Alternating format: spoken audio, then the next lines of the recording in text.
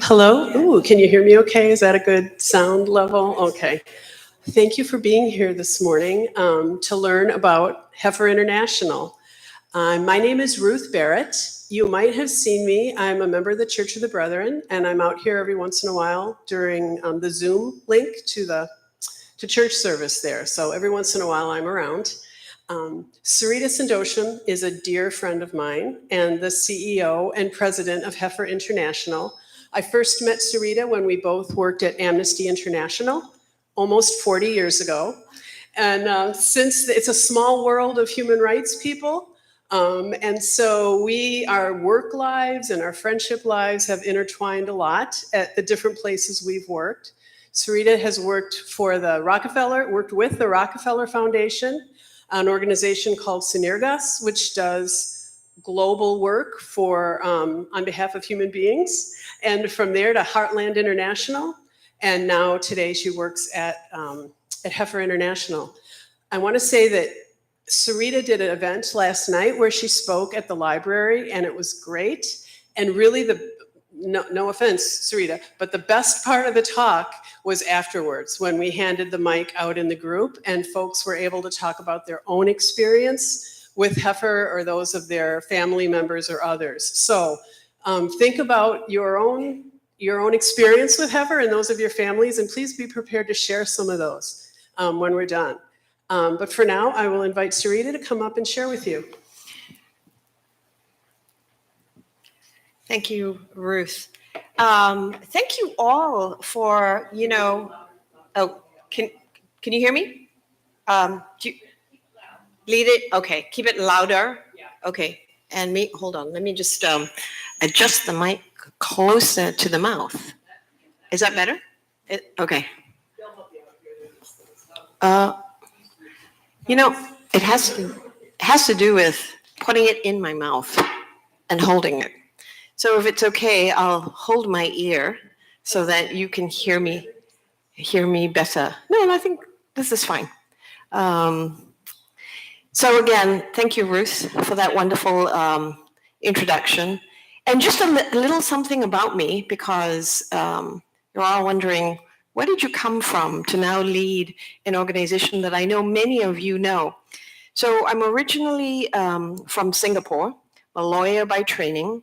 And I've lived in the United States for over 36 years because I married an American, did law in New York, and then decided I could do something else beyond law. And I joined Amnesty International as their legal policy advisor. That's how Ruth and I first met. She was running the Chicago office, and I was working in New York supporting our work with regard to prisoners of conscience and human rights. And that changed my whole trajectory in terms of what I was going to do in life. I went on to lead an organization focused on human rights violations against women. And at an organization called Sinirgas, I was working on global poverty, addressing it through bringing NGOs, the government and corporates together to look at issues of child malnutrition in places like India, food security in Nigeria and Ethiopia, working with orphans and vulnerable children. And then went on to work for Heartland Alliance, which was around issues concerning immigration, refugees, displaced people, and working on supporting them through legal support, but also mental health support. So by the time I applied to Heifer International, I didn't even think I was going to get the job because I thought they wanted somebody who understood farming. I was no farmer. Grew up in an urban area and then worked in New York, Chicago. And when I went through the interview, I realized I actually know a lot about the communities that we support because working in India on malnutrition, I was working with women who were farmers and in many cases landless. In Ethiopia and Nigeria, it was about the farming community. So when I focused on the community, I realized I had a lot more to offer in terms of thinking about systemic ways of addressing hunger, poverty, and caring for the earth. That's what Heifer is about. It was set up in 1944, founded by someone that I think many of you either knew or know of, Dan West.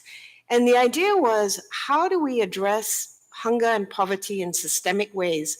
And he had a sense, right?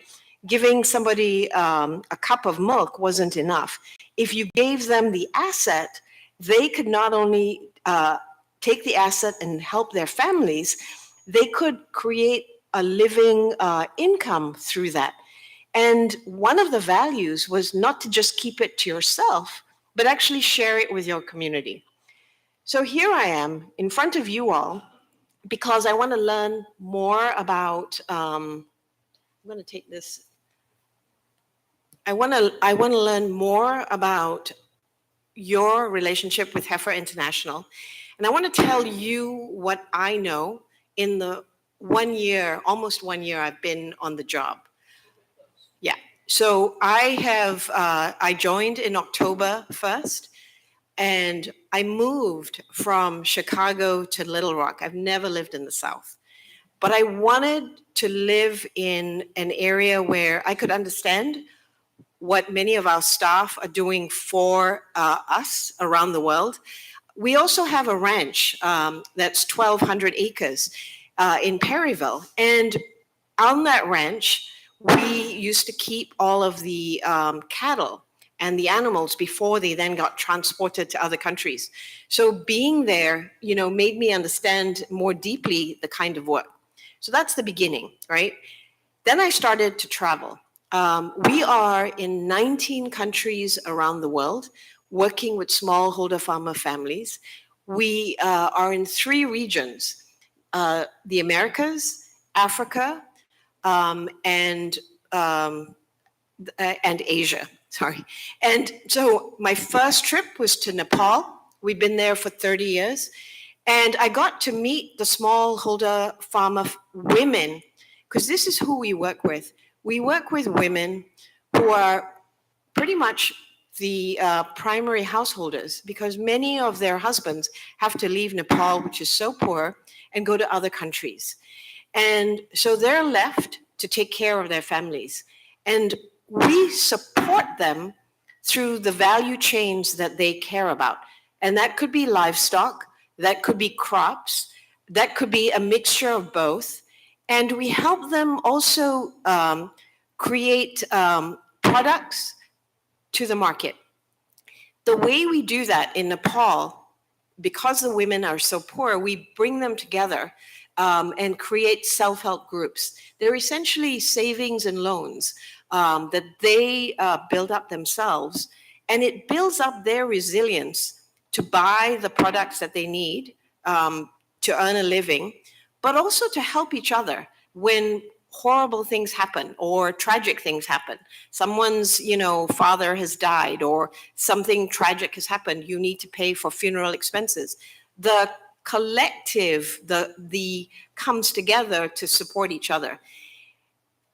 the way that we help them is to work with them, not to tell them what they need, but to understand what they need. And we think about that from a technical standpoint, which is providing knowledge to support their livestock, for instance. We help people become entrepreneurs like vets so that they can deworm the cattle and the goats and the sheep and help them be healthy. We also provide knowledge about the market, giving them access to market. We also think about ways that some access to finance will help them. So that's all the technical stuff, right, around farming, from the farm to the table to the market. There's something else that we do, which I believe started with the founding of the organization. It's what we call sort of our value-based community mobilization efforts. And it's very much based on our values. And we call them the 12 cornerstones. They undergird what we do. And one of the cornerstones is called passing on the gift. And I think many of you know about this. And the idea is that when Dan West created it and set it up, the idea was when the cattle and the sheep and the horses all went out, the first born animal, that came had to be gifted to another family, so that the asset, right, actually multiplied and grew. So that's the sustainability issue. And then there are other values within the 12 cornerstones around sharing and caring. There's one around spirituality, which is all encompassing, because think about it, we are in 19 countries, including the US. So it's a very diverse group of folks that we work with. And we care about thinking not about just the families as a whole, but we also care about the land that they work on. And we care about climate change. So thinking about the next generation, and also recognizing that the generations that exist have ancestral practices that ensure that the land continues, is something that we care about. So it's us working in partnership. I want to say that in the almost 80 years, we're going to celebrate the 80th anniversary next July. What we have been able to achieve is 43 million families have been impacted by Heifer International, that they have reached sustainable living income. By living income, it means that you're able to provide for your children and your family health, education, food. It's not subsistence living. We want to make sure that they get there. And our job is to partner with them to get there. Today, what we also do is we build partnerships in the countries that we work in. You have to think about the work that we're doing in agriculture, but you have to think about it in relationship to what are the goals of the country, so that you make sure that the work that they're doing is sustainable, that they're also not only feeding themselves, but they're feeding the country.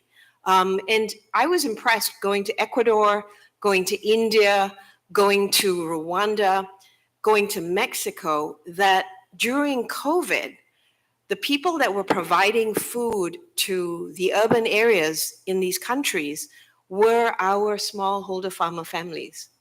That's pretty amazing, that during COVID, that they were able to then, sell their food. And the way they were able to actually provide it in many cases for free, because there were people who were not able to get food. The way we did that was to work with government, because government wanted to make sure that its populations were being fed.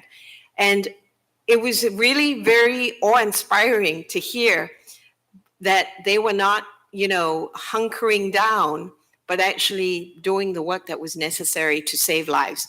And I guess the other piece I want to just say that makes me thrilled about being in this organization, which is ultimately about the values that we care about. And it's deeply about humanity and seeing yourself in each other. I feel that that's also true in this community, that, I am part of your community because I'm leading an organization that you care about, that you support, that you give every month to. I want you to know that it matters to us that you do that, and that what you give to us, we leverage. And by leverage, I mean we multiply that. So for you would give us, say, $1, we would make sure that by the time it got to the community, as an extra 75 cents that's coming from the government, that's coming from ministries, that's coming from other NGOs in the country, so that we're really leveraging it for the benefit. And so don't think, and I hope that you know that part of the reason I'm here is because of Ruth. I wanted to understand the history of an organization that I feel very proud to lead, but I wanted to understand it from a heart level and a connected level, and be able to meet with all of you. And in the atmosphere of Heifer International, the celebrities are the volunteers, the seagoing cowboys. I mean, I've actually met one, Don Goodfellow, and took a picture with him. And then to know that, there have been people before me who have been leading the organization as staff, as volunteers, as supporters. And that's been tremendous to go around and the country, but to be here, particularly where Heifer began, to have this conversation with you. So I want to just think about, if I've said a lot. What I want to be able to hear is your stories about why Heifer is important to you. Stories about seagoing cowboys that you might have known because they were in your family. What your family thought about that in 1944 and beyond. Because it's those stories that help us continue. I want to say the fact that we exist for 80 years speaks to our longevity and understanding that the problems that we're trying to solve, hunger and poverty, and caring for the earth, is not going to be solved immediately. It takes a recognition that we understand the changes in the world and we adapt to that. And the way that this organization has adapted is by paying attention to the smallholder farmer families, her community, because many of them are women, and paying attention to the youth and to the indigenous communities, and understanding that their practices, even if we bring new technology, the ancestral practices are really important to making sure that the land continues for generations to come after us. Okay, I think I said an awful lot. And now it's your turn to ask me some questions, tell me some stories, so we can, continue to build out this community that exists here and that started in 1944. Thank you. Marie asked me to mention that this is being recorded for folks here at Timbercrest. So whatever you have to say will go to other folks as well who aren't in the room. I mean, I think it's a good thing. And if I missed something, if there's something that you wanted to hear and I didn't speak about, please ask. Right over here, Surita. And tell me your name, please. You know mine, Surita. Beg pardon? Tell me your name. Lynn Blocker. About in 1945, early in the program, they were collecting heifers for relief in Greenville, Ohio, and then they were being shipped to Arkansas for gathering together before shipment. And my grandfather and another local man, Ivan Patterson, were the cowboys which rode on the train in the boxcars with the cattle on their way to Arkansas. Wow. That's so great. I didn't realize that they came by train, and so then they let them off in the ranch. So great. Would you like to tell your story? I really had no personal involvement in this, but my father, Paul Phillips, was very active in this. And he did help load some cattle on a plane, I think in South Bend. Uh-huh. But that's been a long ago, and I just don't remember all of that. And do you have pictures of your dad doing that? Does he have pictures? Pictures. My sister Betty has some record of that, I think. That's great. We are collecting these stories for our history. So this is great. Thank you. So 2 of the cattle were raised on ranches near your grandfather's farm? Father's farm. Thank you for sharing that. Anybody else over here?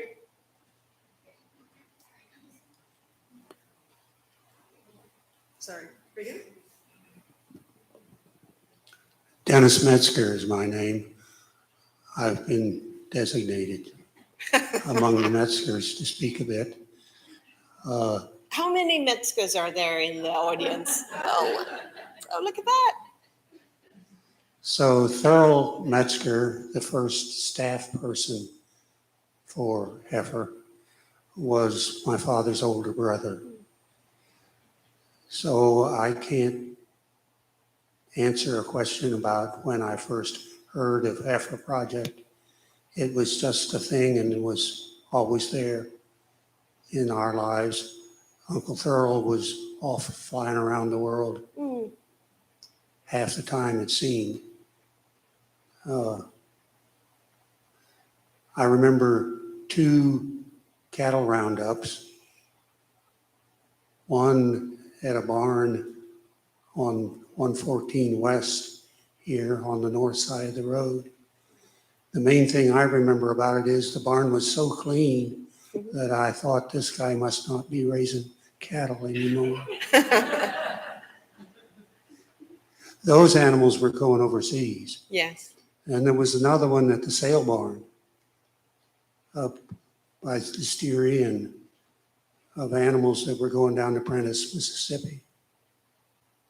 And there was present there a lady who was, I believe, a student from Prentice, who was a student at the college, I believe at that time. And then the farm program announcer from Radio WOWO in Fort Wayne, whose name was Jay Gould. And there had apparently, earlier in the history of the United States, there was a very wealthy industrialist named Jay Gould. So this young lady from Prentice mentioned how happy she was to meet Jay Gould. When she was young, she would occasionally ask her father for a dime. And his response was, "Who do you think I am, Jay Gould?" My father's youngest brother worked at the collection center in Delaware, Ohio. Heifer had a farm there where they collected animals and put them through quarantine in preparation for shipment overseas. He worked there for 2 years during the Korean War as his alternative service under the draft. And he accompanied a boatload of cattle to Germany. So those are my recollections. Heifer was just always there in our lives. Thank you for that story. And thank you for telling me where we've had ranches, because I didn't know that. Jan Rhodes. My experience was on the receiving end. I grew up in an indigenous community in Ecuador, and the Heifer Project chicks, beautiful little yellow fuzzballs, would be brought down. the Heifer Project chicks transformed that small indigenous community. Most of the men were working in Quito. Women and children were at home. When women worked in Quito, the grandparents were caring for the children. But the chicks were passed on, as of course was the whole plan, Right. from one family to the next. The community formed a co-op to sell their chicks. Eventually, when the bus company to Quito was gouging them with prices and threw one of the old indigenous men out of the bus, they formed their own bus co-op. Yeah. And today that community has just been transformed. And this is since about 1950 that I observed it. And it has made that kind of a difference in that community. What a great story. Do you remember where in Ecuador? Llano Grande, That's great. did you visit there? I don't think so. Uh-huh. I don't think so. We went to Guayaquil, we went to Santa Elena, we went to Cuenca.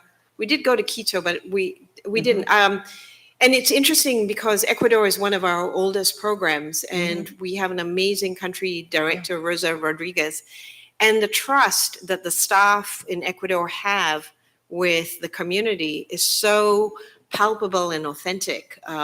So it's great to hear this story from you. And you actually brought the chicks over? Is that your parents? I see. So you live there.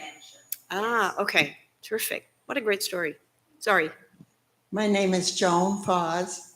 I'd like to know a little bit more about how Heifer is using Heifer Ranch these days. It has had several iterations, I think, but as a former volunteer there, I'd like to hear more about that. Yes. Shall I answer that question now? Yes. So the ranch, when you talk about the jewel and the crown, we have an amazing crown and there are many jewels.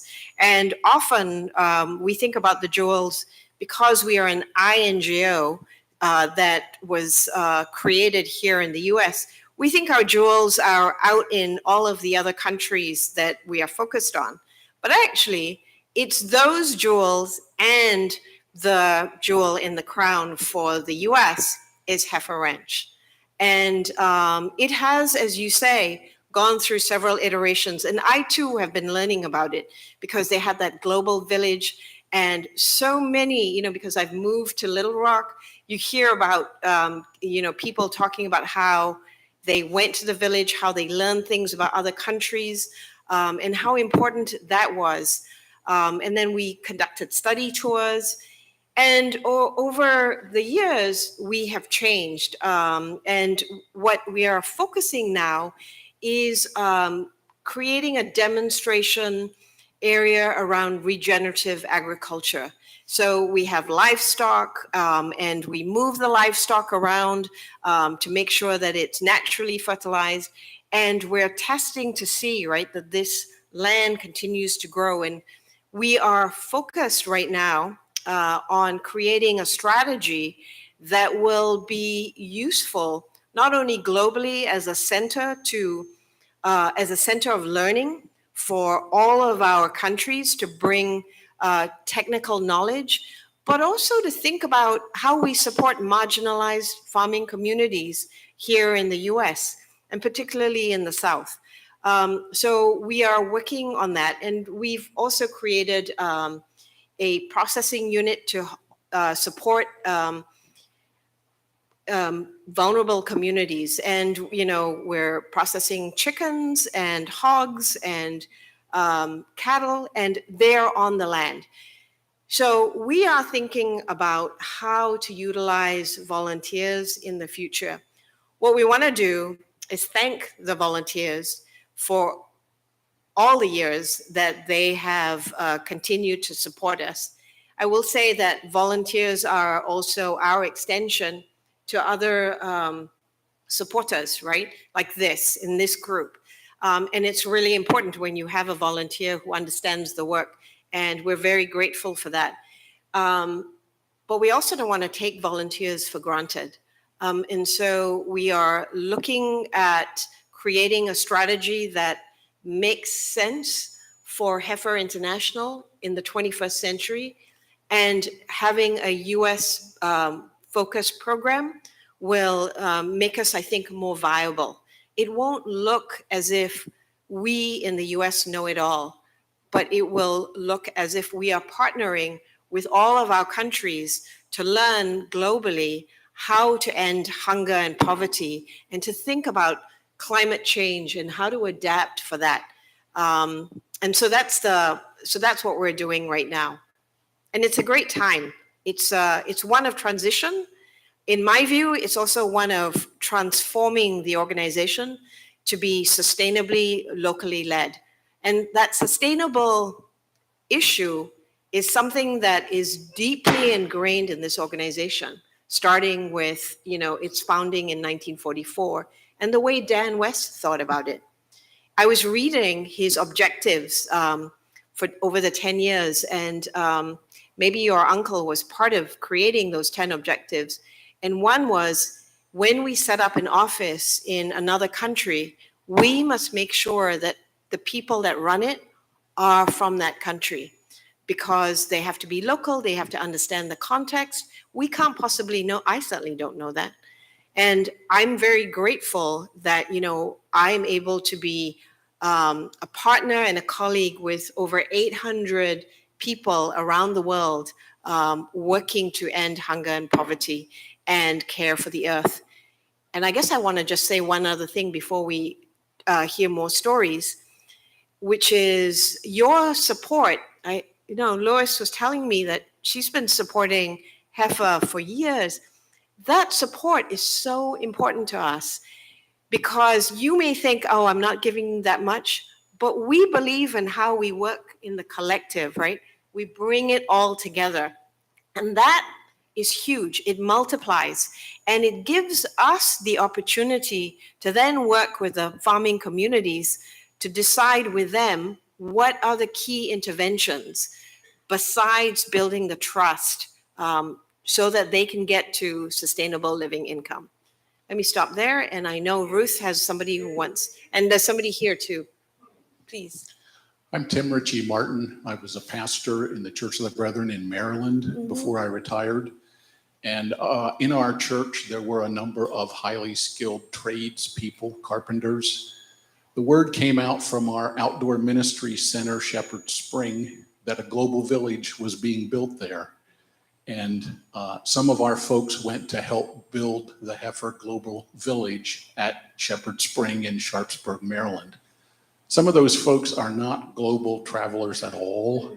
Some of them had not been out of Maryland, some of them not out of Middletown Valley. But there they were at Shepherd Spring in the Global Village, figuring out how to build a thatched roof hut as a part of that village, and they got it accomplished and they pulled it off, and it opened for them a glimpse of the world that they had not had before. So thank you for having a global village in Maryland at Shepherd Spring, and thanks to Shepherd Spring for the invitation for those builders to come have their world opened a bit. Oh, thank you for that story. I didn't even know we had that. See, that my discovery, right? You can be here. I'm a newbie. A year is not long enough when you think about an organization that's been around since 1944. Thank you for that story. I'm Marie Willoughby. In 1958, I was on the other end of things. I got to see a heifer distribution in Germany. And the excitement of that day and the people who received the heifers was really great. And somehow or other, I got a piece of hair from a tail of one of the heifers and carried it around for a long time. I was disappointed when it vanished. Thanks, Marie. I've got one back here, and then we'll come back up to the front. Gary. That's a great story. Yes, Gary Heisler is my name. And I did want to mention that several years ago, Seniors for Peace here had Peggy Rife Miller come and with her book, Seagoing Cowboys, and she talked about her experiences and her research and her histories with that group of people. And she autographed her books, and I bought one of her. It's an autographed book. I have at home. But I also wanted to mention that when I was a boy, my mother, who grew up in northeastern Ohio, knew Dan West due to some of his youth work and things he did there, I guess, maybe even before Heifer. And so she actually, at an annual conference meeting of the Church of the Brethren, she introduced me to Dan West. And this very right hand that I still have shook hands with Dan West. Wow. And so I have that memory, and I have watched this a few times since then, but I'm thrilled I got to shake your hand as well. So it feels like, there you you know, go, we we're kind of, passing yeah. on that. And I'm curious how many people here in the audience had personal knowledge or knew Dan West in their lifetime. Wow. That's a great question, Gary. I saw a Yeah. hand up here toward where I'm walking. Is it? There was one at the back too. There was one up Yeah. here. There we go. Wow.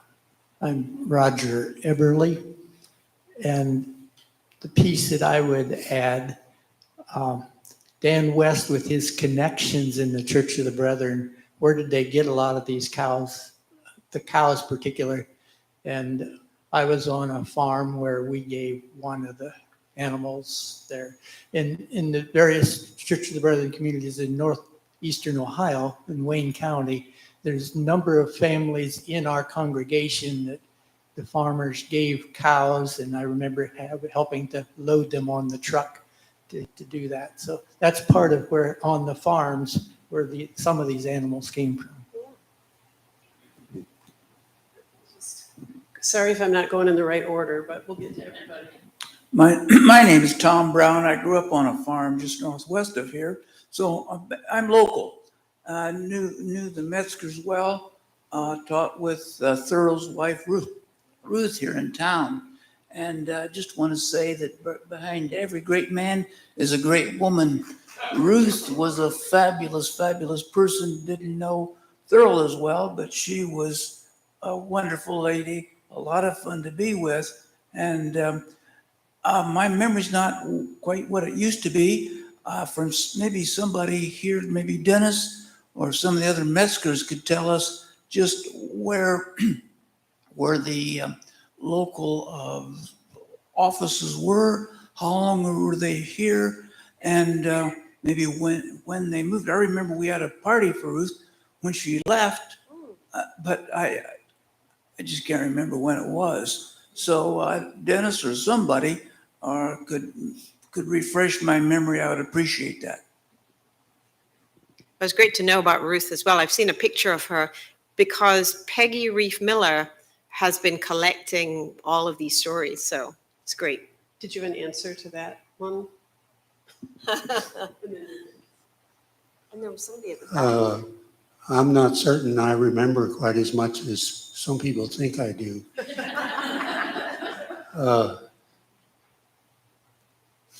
I recall that Aunt Ruth's parents, Moyne Landis, and I'm not recalling Kate, lived just a couple blocks west of the college in that neighborhood. Thurl and Ruth lived on a farm out by the Spring Creek Church of the Brethren, which is now closed, but the building still stands. It's out northeast of Sydney, a couple of miles. Was there anything else I was supposed to remember? That's Offices. I remember an office on, it was a second floor walk up on West Main Street, about 300 or 400 block. It was, if you were walking from the center of North Manchester west, it was before you got to the library, which is not the library anymore. good to know. Ruth is going to do a walking tour with me. Hello, I'm Joyce Mills, and I first became introduced to Heifer 40-some years ago. Oh, I'm sorry. When I became secretary at Manchester High School, through teacher Jim Meyer, which I'm sure many of you know, who is now here at Timbercrest. And he knew his dad was very involved with it. And so from that, I started donating money for rabbits every year for a Christmas gift to my 2 granddaughters. And I did that for years. And then I retired from Manchester High School when those 2 girls were in high school, and Jim Meyer got a hold of them and was talking to them. And so their Christmas present to me one year, they purchased a goat for me. All right, Surita, you're in the front. Who's had their hand up a long time that I haven't gotten to? Well, there was a gentleman at the back, actually. Okay, we'll get this and then we'll go. Yeah, okay. Sorry. I'm Ron Beam. I was a pediatrician in Anderson for 35 years. And like Dennis, I remember always Heifer. And I was so upset when I got a glossy photograph thing and realized that Heifer was no longer part of the Church of the Brethren. And I was pretty stupid at that point, and I didn't realize what that glossy thing was going to do for the rest of the world and for Heifer. I'm sorry, I have Parkinson's and I am very emotional. That's okay. Sorry. But I didn't realize the power of advertisement and what it would do for Heifer. And I've always been glad that they did that. Thank you for that story. One of the things in starting this role is recognizing that so many people remember how they connected to Heifer through the animals and through the purchase of the animals, and the fact that you got a goat. And we have evolved, right, from simply giving a cow or a goat or chickens to really understanding the families that we work with, understanding the land, the whole issue around agriculture in the different countries. And we have also worked to think about how to market it, which is what you're talking about, in a very authentic way, and making sure that we are saying that what we're doing with the resources that you generously give us actually goes to that what we say. So it's and that's something that I think is, I will tell you, I have seen in the organization, and I've seen today where, in the 21st century, it's great to be able to watch MSNBC. I don't know if you get that here, and then see, basically a PSA about Heifer and the families that we support. And it's great because not only do people then know who we are and what we do, but it's also then joining us, right, to do, to address hunger and poverty, and to think about our land and our world, and in hope that it continues for generations. And that's really an important piece of the work that we do. And often we don't talk about it because we only think we just give the animals, but we do more than that. And I think, to me, that's why I'm so proud to be part of Heifer, and to hear the history of where we came from as well is important, because the values continue. Thank you for sharing that story. And Surita, can you mention the board Oh, position? yes. There was, oh, sorry. Yes, you had said that the Church of the Brethren was no longer part of, that's actually not true. We have one board position that is held by the Church of the Brethren, and the representative on it is Nathan Hosler, who spent an awful lot of time in Northeast Nigeria. And he's a wonderful partner and a colleague. And in many ways, that's why I'm here, right? Because I want to know, it's quite a responsibility to hold and lead this organization. I don't believe I do it alone. But the history of that organization and understanding it is about the Church of the Brethren. And knowing Ruth, who went to Manchester, and she talked to me about it when we were in Amnesty, I never really quite understood it until I became CEO of Heifer. And then I reached out to Ruth and I said, I'd love to come here and talk to you. So I'm glad I'm able to say, right, that the Church of the Brethren is very much part of who we are as an organization. But it's not the only part, because we've grown and we've become more diverse, which is tremendous. And that position on the board, I understand, is part of the bylaws Yes. of Heifer. So even after the present person who's part of the board leaves, another Church of the Brethren representative will be part of Heifer.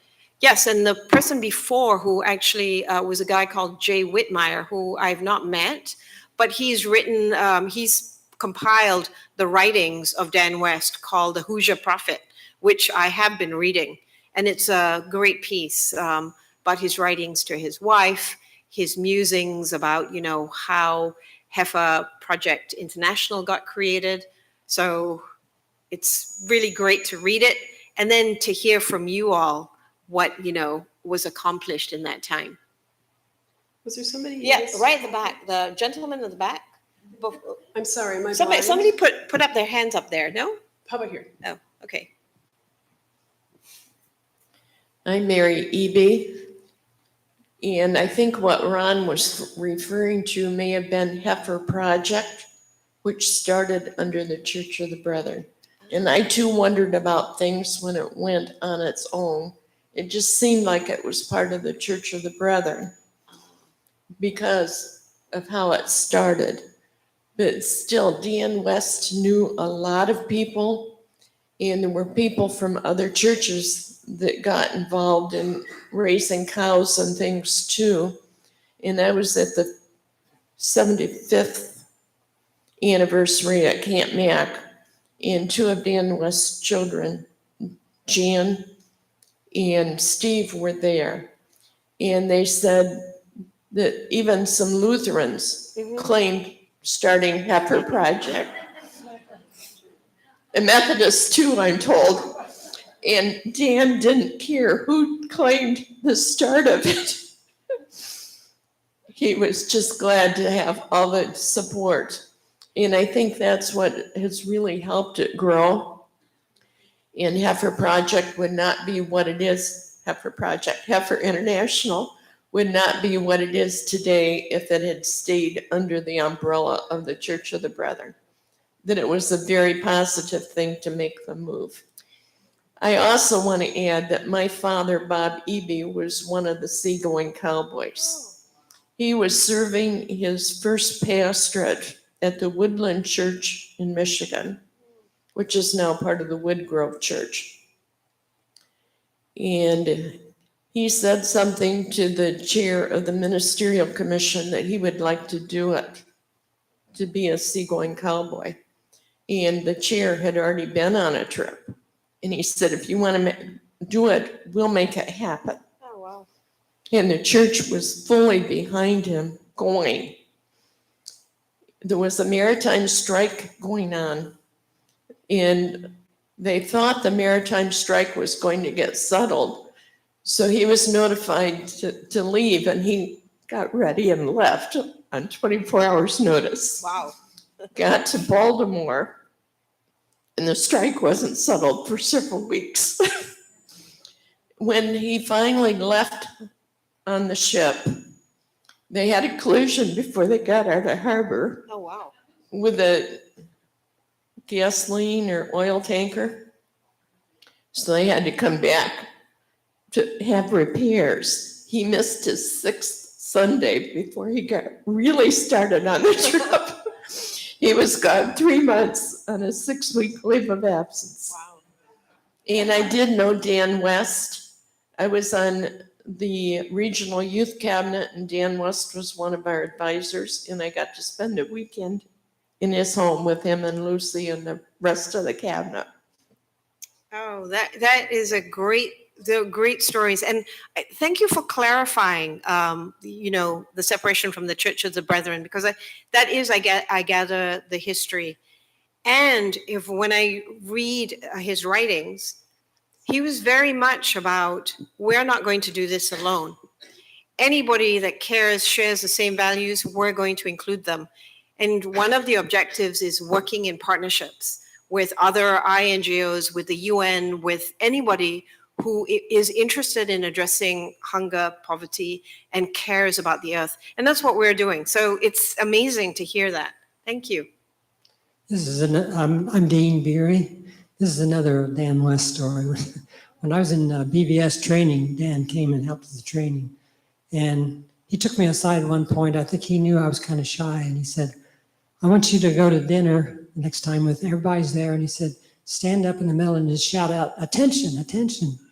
He said, when you get everybody's attention, then you say, I just love attention. Now, I'm ashamed to say I didn't pull it off then, but about 20 years later in a big teacher's banquet, I finally pulled it off. And we had a follow-up here. Did you want to say something else? Yes, I want to follow up a little bit on some of the history. And I marry Evie again. Andrew Cordier had been here at the college as a professor, and he moved to a position in the United Nations when it formed. And he was key in some of the things happening to pull off the Heifer project at the start. He had access to resources and people, and it was through him, I believe, that they were able to get the ships, but they didn't have the manpower. And so this was started with trips to Europe to help recover from the war. And so I know Andrew Cordier was key in this. Thurl Metzger helped pull off and organize things and through the Church of the Brethren headquarters was how they got a lot of the volunteers to go. Right. And the volunteers had to be paid to be on the ship. So I think they got a penny a day. Thank you, that was lovely. Are there more folks here? I'm just going to walk backwards up. I'm Marilyn Groves, and I'll give you two quick stories about Dan West. When I was junior high and my parents finally let me go sit with my friends during church services, Dan came for a day, and I was sitting with two friends in the back row, and we were sitting there talking and giggling, and he was in the pulpit, and he said, young ladies back there, I want you to pay attention. This is important.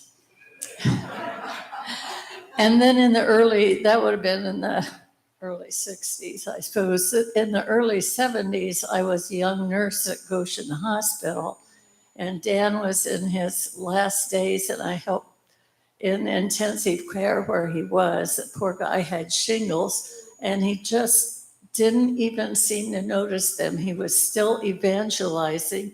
He insisted I bring my husband in to visit, and he was trying to get us to figure out how to go to overseas to do something. And when I was a teenager, I had come to have a strong belief that we were going to have overpopulation. So instead of going overseas, I had it in my mind we were going to adopt children instead of having children. And we had 3 adopted children, and not thinking I could get pregnant. Actually, at that time, I had a baby. But anyway, that was part of our contribution, and I'll never forget the impression I had from caring for that man. And I presume that you reminded him of your chatter at the back of his sermon. Yeah.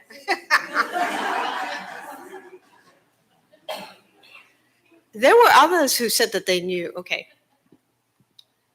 This is more of a question to you, if that's all right. Yes, I'm here also to respond.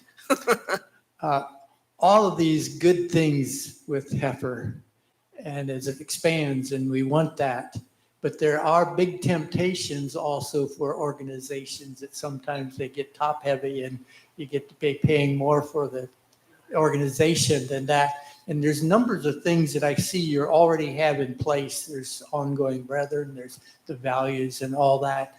But are there other things that you would add to how to keep this organization? It is such a wonderful thing, keeping it going in that direction. That's such a great question. And can I just say, that is those are my goals for the next 3 to 5 years. How do we transform an organization that was set up here in the US to be a much more global organization, not to have our resources be spent solely on operating, but to get, I mean, you need the operations, and that's across the board in all of the countries that we're in, but also to make sure that the money goes to the programming with the smallholder farmer families. And we are going through the process right now of affirming what our program model is. We have a goal of reaching 10 million smallholder farmer families to get them to sustainable living income by 2030. We want to know if we can reach that goal. We want to know how we can reach that goal in terms of partnerships, not just providing support directly.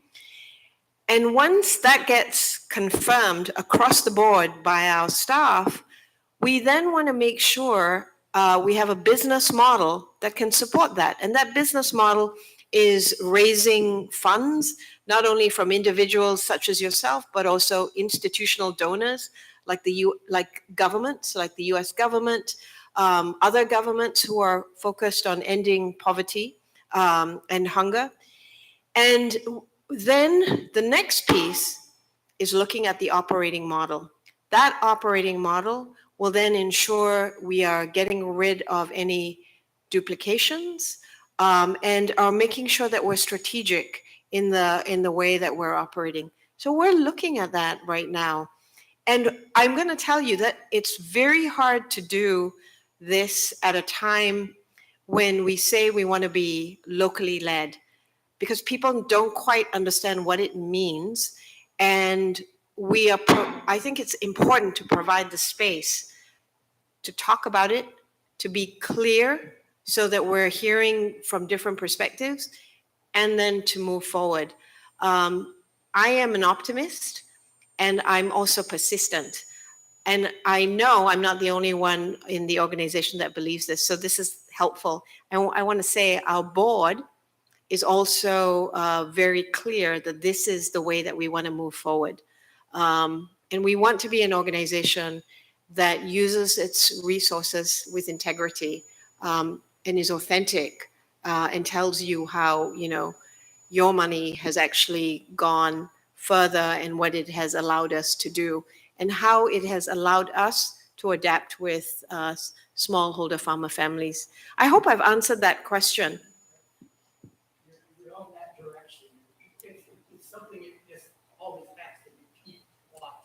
Yes, absolutely.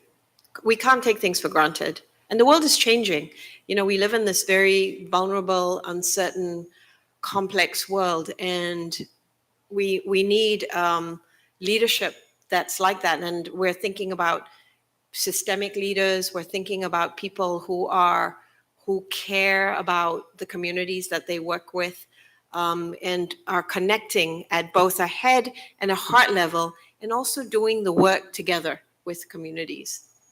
I had the chance to meet with a friend of Heifer and Surita the other day, and that person said how glad she was that Heifer wasn't giving her things. This was a major donor, and drew the difference between some large international organizations, human rights organizations, where major donors get big gifts or they get taken on trips and that the raising of the money becomes a circle. And I think you have a very different model, which is people pay for their own way when they're doing the visits internationally and all. Correct. That is what we do. And, because of COVID, we haven't done as many trips. And I just did one in February to Ecuador. And that was great. And I think we want to do more of those.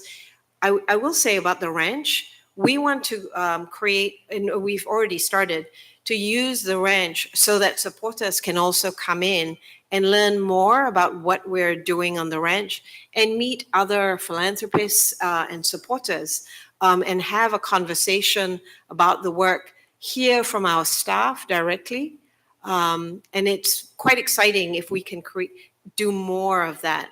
And also eat off the land, you know, and actually enjoy what we are able to grow on our farm, which is terrific. Marie is letting me know that we're close to the end of our time. Is there one other compelling point? See, that gentleman at the back at the back, no, that, yeah. They're great stories. Follow-up question. Franklin Graham has, I would call it a copycat program. Could you speak to that? I actually don't know what that program is. What is it? Franklin Graham. Billy Graham. Yeah. It's his son. Has a program of delivering animals and such. I'm just curious. Do you know about that, Surita? No, I don't. But is that Billy Graham, the son of Billy Graham? No, I'm sorry, I don't actually. But I will say that, you know, there are individuals, right, in the U.S. who are supporting different countries and doing different things. One person I do know that has been doing a lot of work is Howard Buffett, and his son has been doing quite a lot of work in Rwanda. So the fact that Billy Graham's son is also doing something similar doesn't surprise me. I'm going to say this, which is we are open to working with anyone that is within the vicinity of the community that we're supporting. And so that's how we build partnerships. That's also how we make sure that we reach more families and have a greater impact. So just want to put that out there. Surita, thank you so much for your time here, and thanks. Thank you. I think thank you. Surita is happy to stay and answer questions and chat for as long as anybody would like to. We've got some cookies out there if anybody needs a snack, and we'll be here for as long as it takes. I just want to extend my gratitude because this